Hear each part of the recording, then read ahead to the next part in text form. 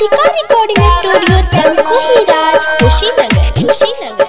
जब से बनवलू अपन दीवाना पागल कहेला सारा जमाना।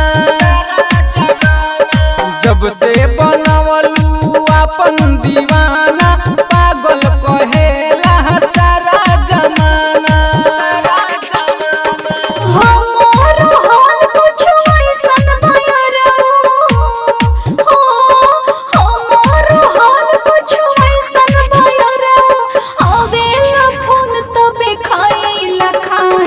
जब से बनवलू अपन दीवाना पागल कहेला सारा जमाना। जब से बनवलू अपन दीवाना पागल कहेला सारा जमाना।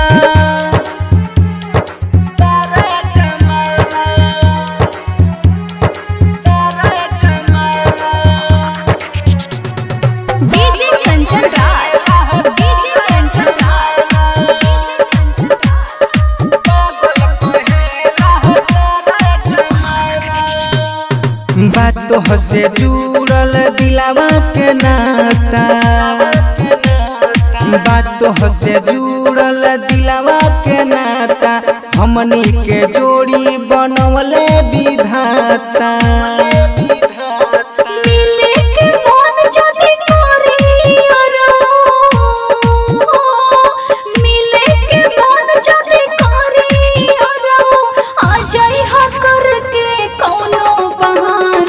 जब से बनवलू अपन दीवाना पागल कहेला सारा जमाना।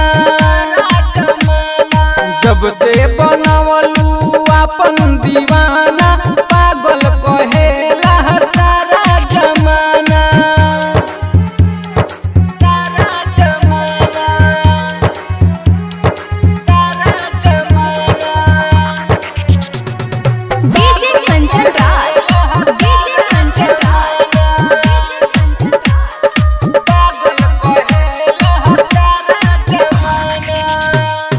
वादा करो साथे जियबू या मरबू। वादा करो साथे जियबू या मरबू। ओड़ी दबाओ तब नाही बिसरबू।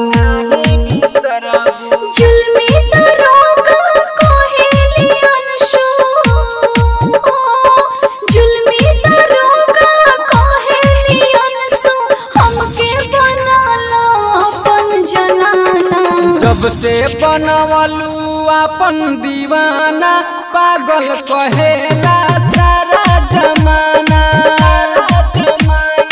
जब से बनवलू अपन